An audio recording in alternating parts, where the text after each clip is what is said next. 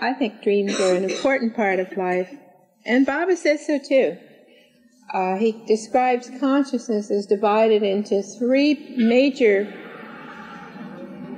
parts, the ordinary life, and a fourth part, actually four. There's the beyond state,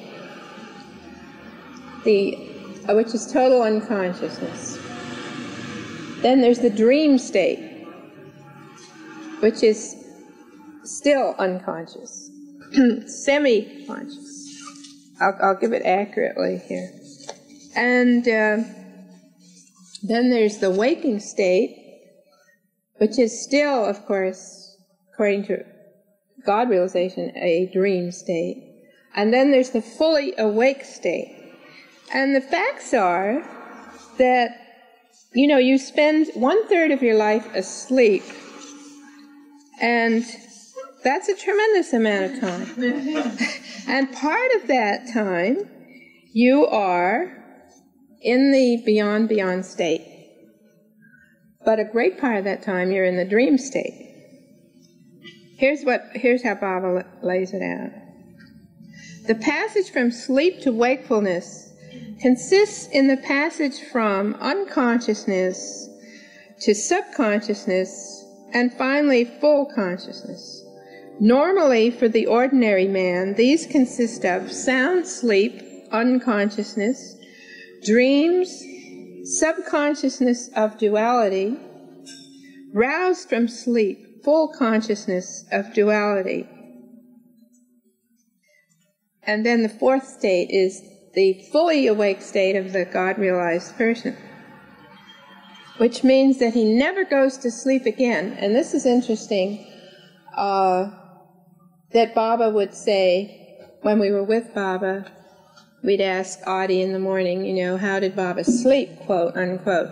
And Adi would hold up his fingers, you know, like 2, 3, meaning 2 or 3 minutes. And that would only mean like his physical eyes, you know, his physical body relaxing. His consciousness never goes back to the unconscious, subconscious, or beyond state.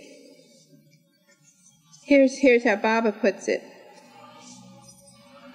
The person on the path and its disciplines, it's interesting to note that the 3 states of a spiritual aspirant are the beyond state, the same as all the rest of us, that unconsciousness.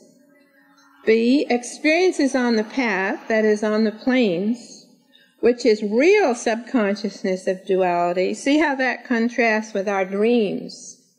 Subconsciousness of duality. And third, roused from all illusion of duality, that is really full consciousness of God or self. And Baba gives a very wonderful explanation about sleep and dreaming. I won't read the whole discourse to you. It's in Listen Humanity and also mentioned in the discourses, that it's not the body that makes you fall asleep. Now, I don't know what medical people say, you know, that your brain is tired or you have something or other, chemistry that puts you to sleep. They don't know. They don't know. Baba says that you must sleep. You must go back into the beyond state because your mind can't stand the constant duality. The impressions you struggle with during the day are too much for the mind, and it has to rest. It has to go back into the beyond state. And because it has to rest from impressions, then the impressions themselves drive you out of that unconscious state again. And of course there's a punishment, you know, in warfare and prisons and so on. They keep you from sleeping. And it's not that the body needs the sleep. It's that the mind needs the rest from impressions. Now, when you're in that beyond state, you're all one. We often think of that. All nature, all man, we're all one. If we all are asleep here, you know, in deep sleep, we're all together in that beyond state. It's only when our impressions start waking us up that we begin to feel our duality, our separateness. And that's where dreams come in. Why do you wake up at all? how come when you're in that beyond state you ever wake up from it? Well, the original impulse to be conscious, to know who am I, as Baba says, the original question, those sanskaras drive you to wake up again. It's your sanskaras that drive you to wake up. And the first stage of waking up is often the dream state. You're waking up from the beyond state into a dream state, and then maybe from the dream into a wake state. So what are dreams? Baba says that they are your sanskaric impressions pushing your consciousness to a semi-awake state, or what he calls a subconsciousness of duality. And Baba said, I'll read you exactly what he said about dreams.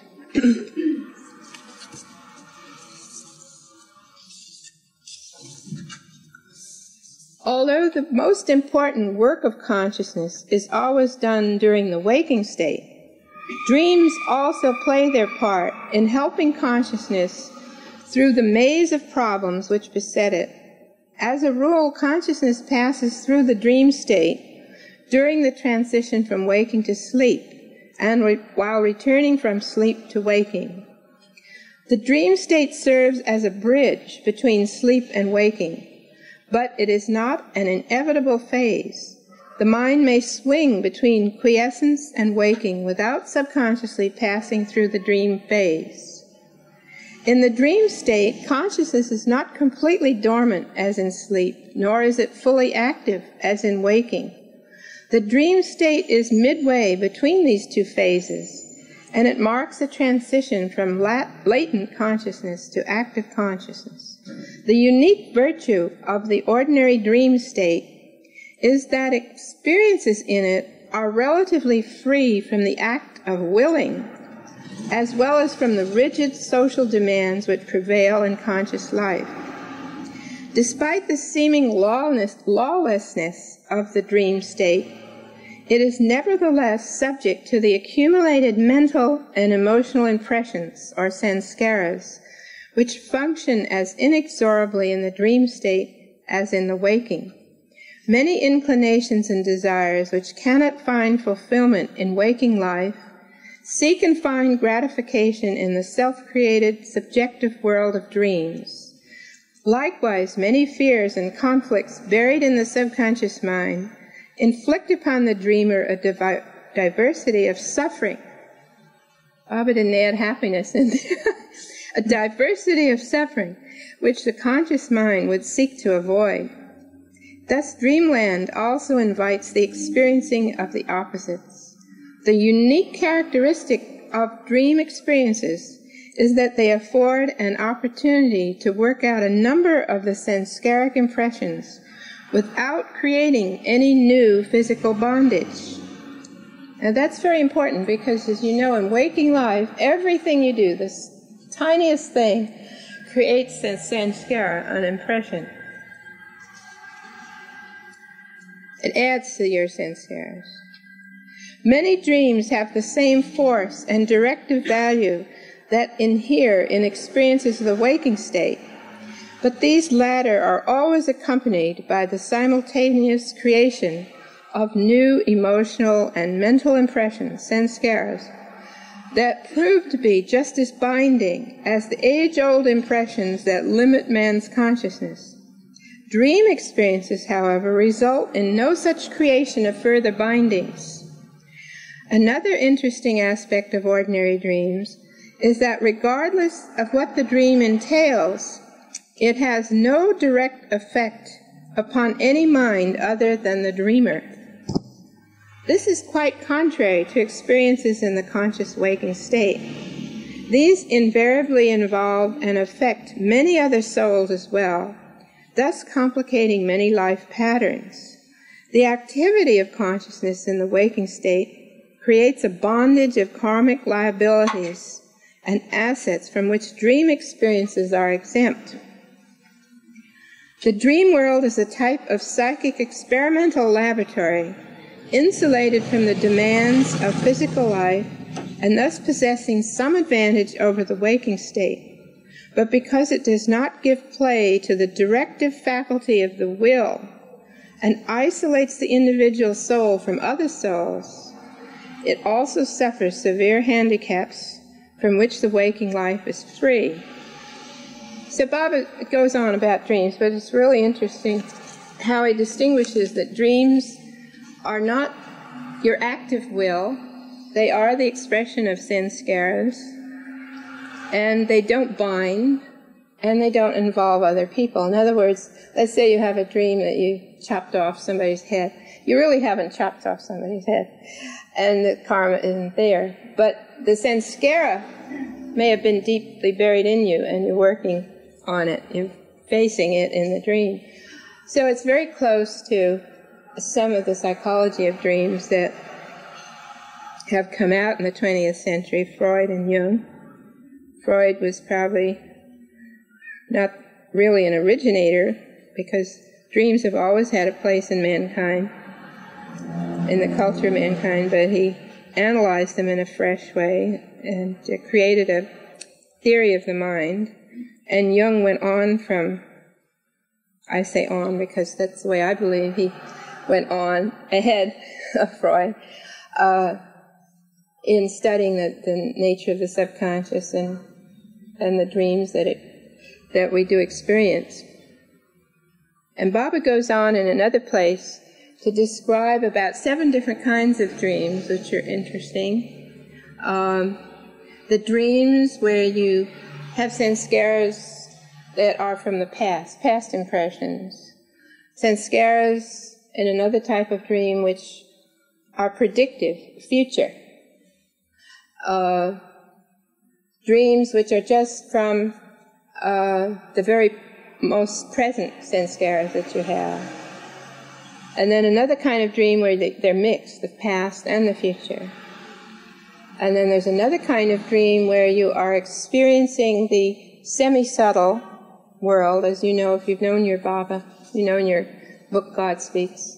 There are the 3 main worlds, the gross world, the subtle, and the mental, but in between there's the composite world of the semi-subtle. And for example, that's in the semi-subtle is where most people go when they drop the body. They're in the semi-subtle. They're not in the subtle, they're not in the gross. And in the dream state, you can experience that semi-subtle, Baba says. For example, and this has happened to me, and I know quite a few people, that you might have a dream, so-called dream, of a person that has passed away. For example, my mother has passed away in 1970. And so sometimes I dream of her, and we really carry on a conversation. You know, she's in the semi-subtle, and I'm there with her in the semi-subtle, in the dream state. And the most important kind of dream, however, is, for our, not most important, but very significant dream, is a dream which Baba calls a spiritual dream. And that is when the master uses the dream state to contact you. And Baba wrote a very interesting letter to someone who asked about dreams of Baba. So many people have had dreams of Baba, and I hope tonight you're going to share some of your dreams of Baba. The 2 kinds, Baba said, basically, in this letter, which came to someone else, so I don't have a copy of it, but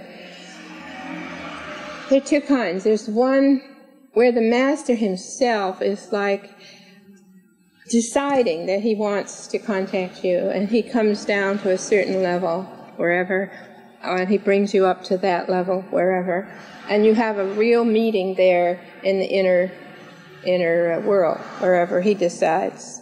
And these dreams are rare, and they usually come for they're really a spiritual darshan dream. And I know several people in the Baba world have come to Baba first through such a dream. That kind of a dream has such an impact. And the second kind is like your sanskaras, your dream, like Baba says, you're in the dream state, acting out sanskaras, but in that dream state, you reach out to Baba, I'm paraphrasing now, and you make contact with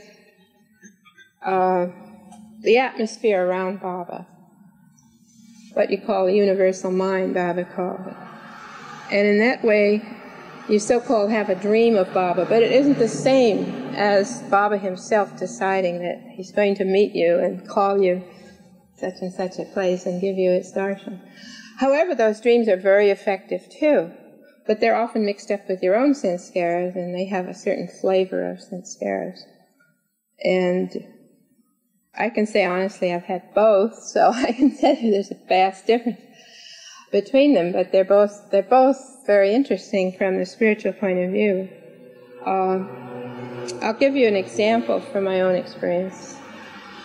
I had not met Baba, but Baba gave me some inward experiences of him, because I had to wait 10 years to meet him. That was a long time, and we were going through a lot of hectic things, not only personally, but the world was going through the Second World War, and then there was Baba's new life phase, and it was a lot of tension. You didn't know whether Baba was going to drop the body or not. He kept saying, well, there's 99% chance I'll drop the body, and things like that. So, for his reasons, to probably encourage me, I had this fantastic dream. I also very much wanted to get to India to meet him. This was when I first heard about him in New York, but travel was impossible during the war and so on. And I don't remember the exact year of this dream, but it was a very strong dream. I'm asleep, but I'm sort of in a fantastic place, and I'm looking down, and they're just fields of roses underneath, but I am sort of above them, and there's Baba. I'm sort of standing there with Baba, and Baba gave me this embrace, and really that inner feeling of contact with Baba, it is more powerful in a dream sometimes. It really is, because you see, you're not, he doesn't have a gross body, you don't have a gross body, so it's, Mm-hmm. And I knew that I was standing over Myrtle Beach. So when I woke up from that, it was a fantastic feeling of bliss and darshan, real darshan of Baba. His divinity comes through in those experiences. But the fact that I knew it was Myrtle Beach, I thought about it, that I was going to meet Baba, actually meet Baba in Myrtle Beach, and so it happened, in spite of a dozen other ways that it could have happened. I didn't go to India, I didn't meet him in New York City, we didn't know at that time about Myrtle Beach being the place, and so on, but it's like a prophetic dream. It's like Baba's saying, you will meet me, but it will be in Myrtle Beach. And so it was like a preview of my actual meeting of Baba the first time in 1952 at Myrtle Beach. But some of the other kinds of dreams, they're really nice too, but a typical dream I have of Baba is like I'm in some huge building like the Hollywood Roosevelt.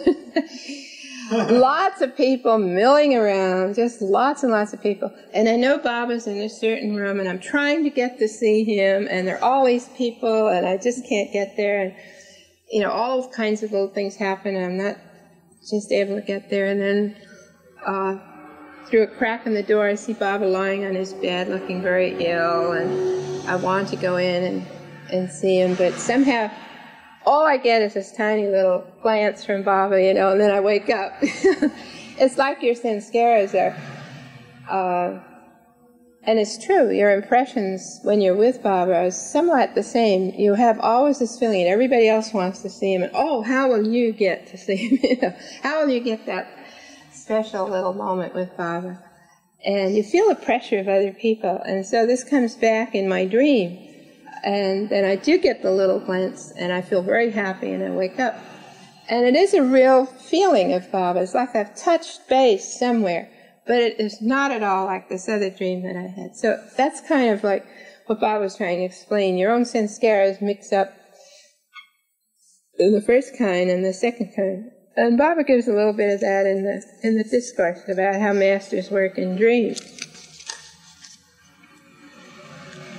This is the discourse is on the place of occultism in spiritual life. The master usually helps the aspirant through ordinary means and prefers to take him under the veil. But when there is a special indication, he may also use an occult medium to help him. Special types of dreams are among the common media which are used for touching the deeper life of the aspirant. Masters have not infrequently first contacted aspirants by appearing in their dreams. Such dreams, however, have to be carefully distinguished from ordinary dreams. In ordinary dreams, the subtle body is active in exercising its functions of seeing, tasting, smelling, touching, and hearing, but the soul is not using the subtle body with full consciousness.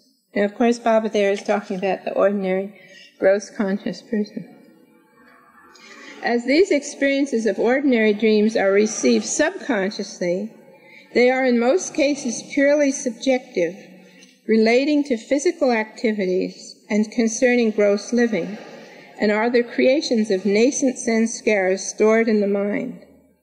In some cases, however, a dream which is indistinguishable from ordinary dreams may be the reflection in the subconscious of some objective experience of the subtle body, and not merely a product of fancy.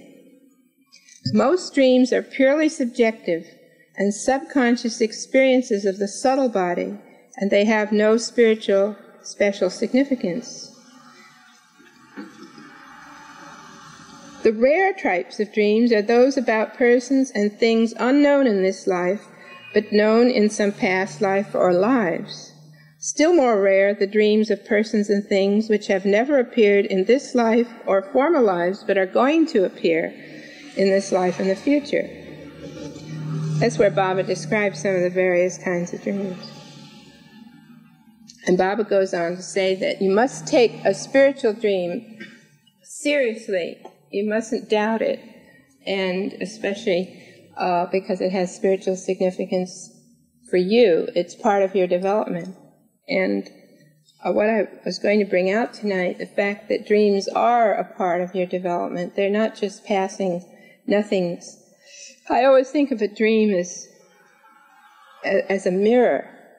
You know, if you had no invention of a mirror, you would never know what your own face looked like. So a mirror is something that shows you how you look. And that's what the subconscious dream is. It's showing you something you would never see ordinarily. It's showing you part of yourself that you don't see ordinarily. And that's why some of the dreams are unpleasant, they're nightmares, they're screwy, they're weird.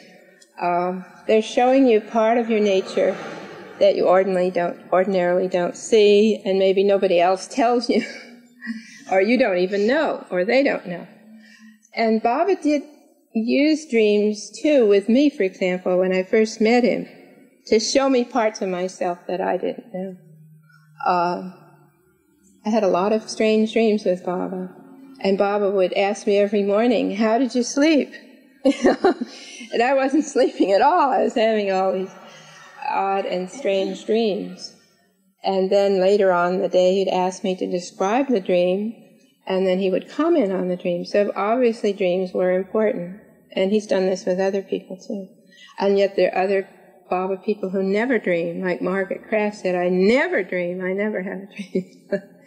So I think he works with individuals as they are and their particular sanskaric makeup. And since I was always interested in dreams and, let's say, a good dreamer, I remember how amused I was when I read some psychiatrist's book ages ago and said, "People never dream in color." And I said, "That's just balls. I mean, I dream all the time in color." You know, fantastic color. And so I don't know who he was interviewing. What about that, Alan? Do they still believe that? Only the colorblind psychiatrists. Only the colorblind psychiatrists. Anyway, so Baba would have me, obviously stimulating my dreams and scares, and then commenting on them. I'll give you one example. I had this dream where first I saw this giant, some of you heard this before, giant turtle. And I looked at it and it had Baba's eyes. And then I saw a fantastic serpent, and it had Baba's eyes. And an elephant, and I can still see that elephant to this day with Baba's eyes. And looking at me. And the fourth thing was a tree, a giant tree that you couldn't see the top of. And I put my hand on it, and the minute I put my hand on it, I knew it was Baba. So the next day, Baba says, "How did you sleep?" And, and then I first kind of smiled at that. And later on, he asked me to tell a dream. So I did. And Baba said, "Well, now that you see me and everything, you don't have to be afraid of anything." And later on, the next year, rather, I did go to a talk by somebody that was giving a talk on the 10 states of the Avatar, 10 incarnations of Vishnu. And the first, I don't know the first one, but anyway, one of the early ones is a turtle, a serpent, an elephant. And in fact, there's certain sculptures in Hindi art of the elephant standing on the back of the turtle. In other words, the incarnations of Vishnu, of which the 10th one is Kalki, the white horse avatar, Baba is. This is in Hindu symbology. So in some way I must have seen also these symbols of God as the energy, for example, the energy symbol of the snake is very well known in mythology. Every major mythology has the symbol of the serpent energy, the libido, the kundalini, and so on. It has many, many deep meanings. And the elephant, too, is a symbol of wisdom, and so on. And the tree is also a universal symbol in Jewish mythology, the Kabbalah, and Persian mythology. All these mythologies have the tree of life that is planted in the middle of paradise, and the top you can't see, and so on. It symbolizes, again, the creative energy of the universe. So there's more behind a dream. You can analyze one dream, very intensively, which, for example, Jung does, and so on. The reason for the language of dreams being more symbolic than verbal is interesting, too. It goes back to a more primitive language. It's like Baba says you're in a subconscious state, subconscious knowledge of duality. In that state, the language is a symbolic language, a factual language, where you take the things of nature and they have meaning, and or abstract symbols have meaning. And of course, these psychologists have devoted a tremendous amount of time. Also, artists and poets have studied the symbology and used it. Many, many great pieces of art, poetry. I don't know how many of you have studied Dante's Divine Comedy. Do you still have to study that in college? But for example, all through that is the symbol of the rose. And of course there's the rose window in Notre Dame, and the rose in Sufi poetry. This is like taking an object of nature, and it has a tremendous meaning. It has a tremendous occult meaning. It has spiritual meaning. And it's used by man in many, many ways and through the centuries. And it will appear in your dreams, because your language is sort of a universal language on that level. It's like you don't need to translate from French into English. A dream is a universal thing, just like music is universal. A tone, anybody can understand a tone, and a color. And so in that way, a dream, and the same way when it's used in art, it frees you from the separation. You can speak to other people in a language of symbology. When you go and see a great piece of art, let's say the rose window in Notre Dame, you can react to it without being German, French, Irish, or whatever. And that's the way your dream speaks to you in a universal language. And there's a very wonderful book called The Forgotten Language by Erich Fromm. Went into that, and many others too since then, to study the language of dreams. And I don't mean the gypsy fortune book type, but although that has some roots too in universal symbology. And when you study the language of dreams, you'll understand your dreams a lot better. And Jung has gone into that. And I think the Jungian analysis of dreams, if he'd gone a little bit further, if he'd met Baba like he was meant to, but somehow he didn't. And that's an interesting story.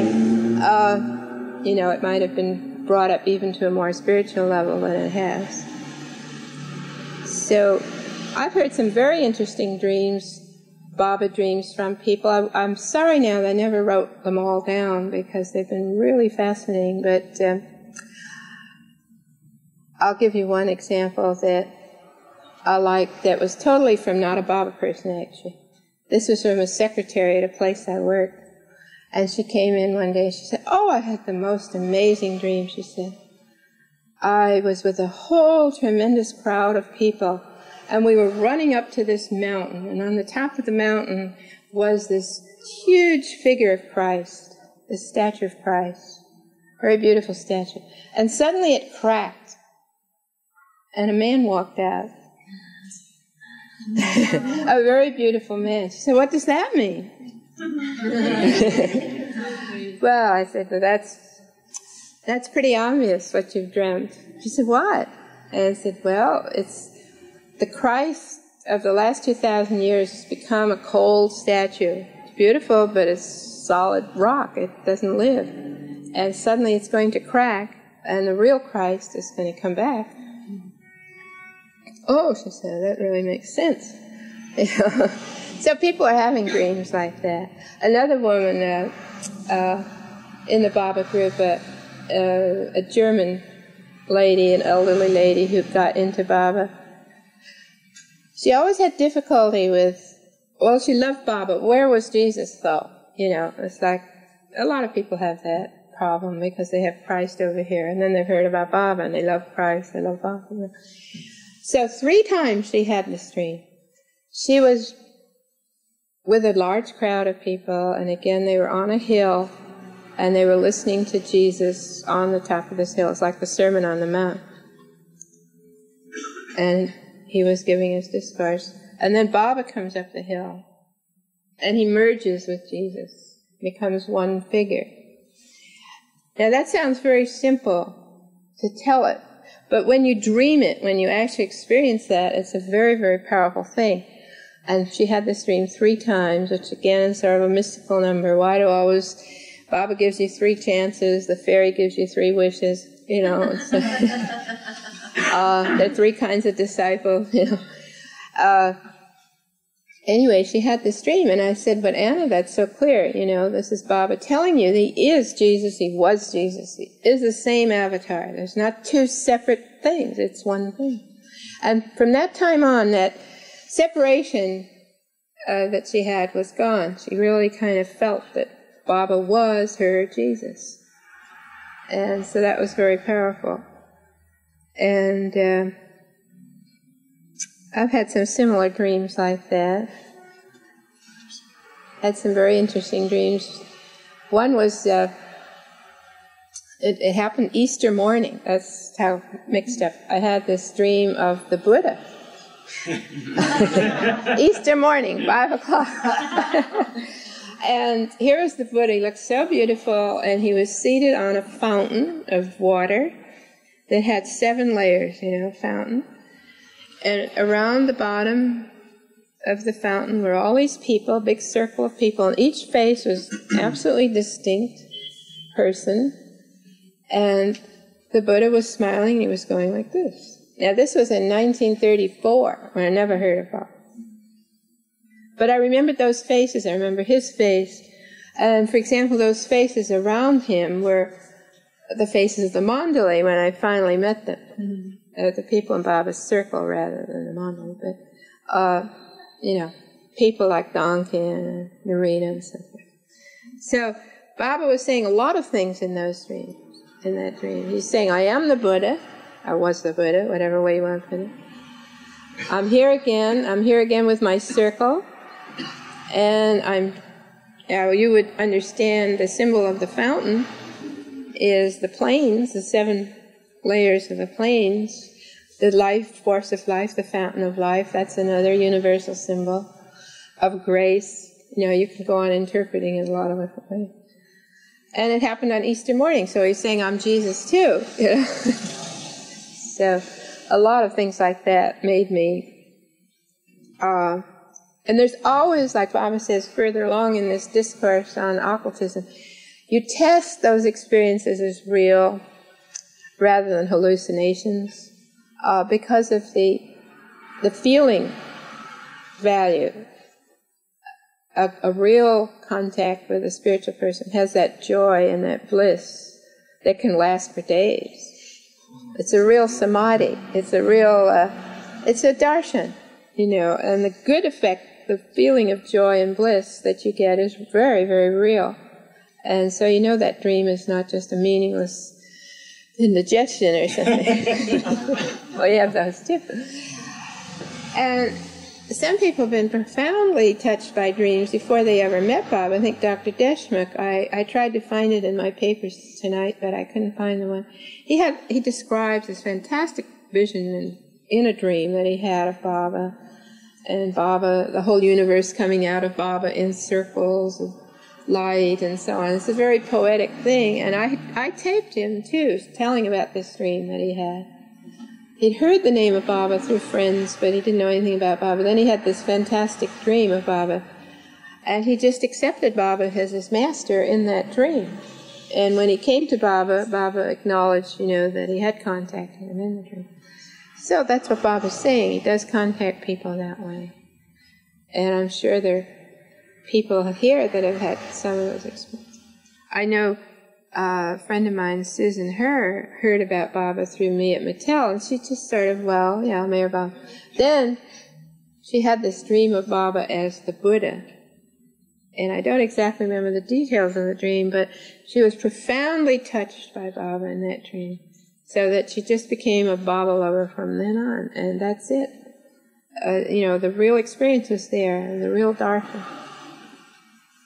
Another person who had a really interesting dream experience, all my collection of people, was a woman who has passed away now, Evelyn Blackshaw.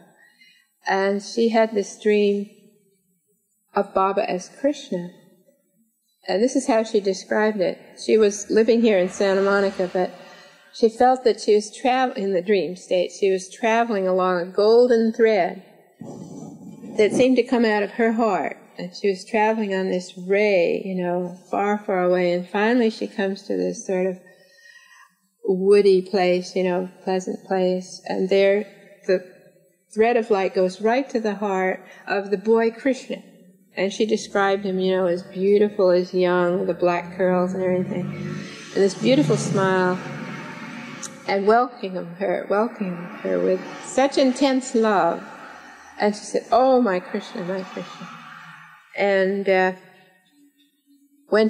was long before she met Baba. When she actually physically met Baba in 1952 in Myrtle Beach, she didn't see Baba at all. She went into the lagoon cabin. She did not see MeherBaba. She saw Baba as Krishna, as this little boy. Not little boy, about 12 or 14 years old. And there he was. And she came out. She hadn't seen the physical Baba. She did later on, but you see, she must have had some very, very strong karma with Baba as Krishna.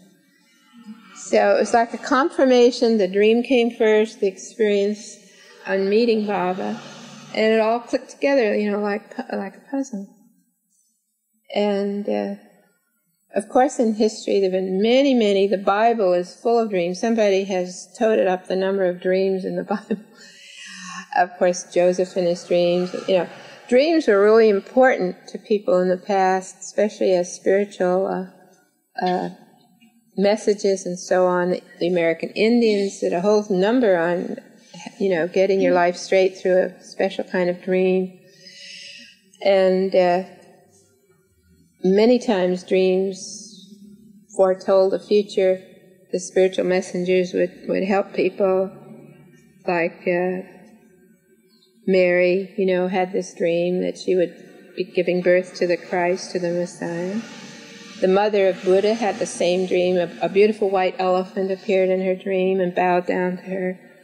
And entered her womb or something like that, meaning that the avatar should give birth to the avatar. And Baba's own mother had a dream where she saw masses of people coming.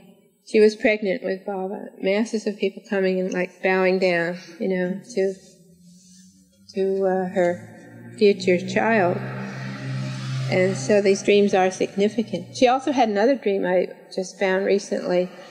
You know that well in their house, some of you who visited Baba's house there in Pune. There's a well that's now covered over.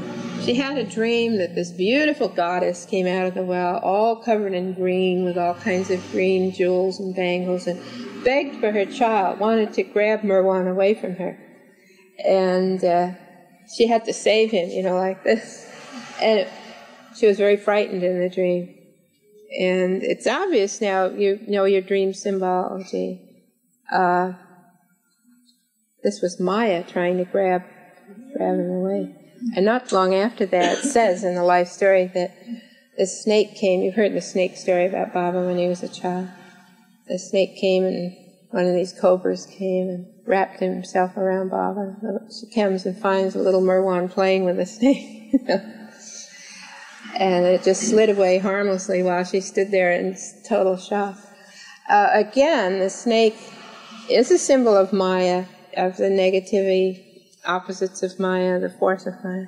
And so is the green goddess. In Tibetan Buddhism, they have Tara, the green goddess, symbolizing all the forces of nature, all of Maya. So these universal symbols happen. Baba's always playing with Maya, right?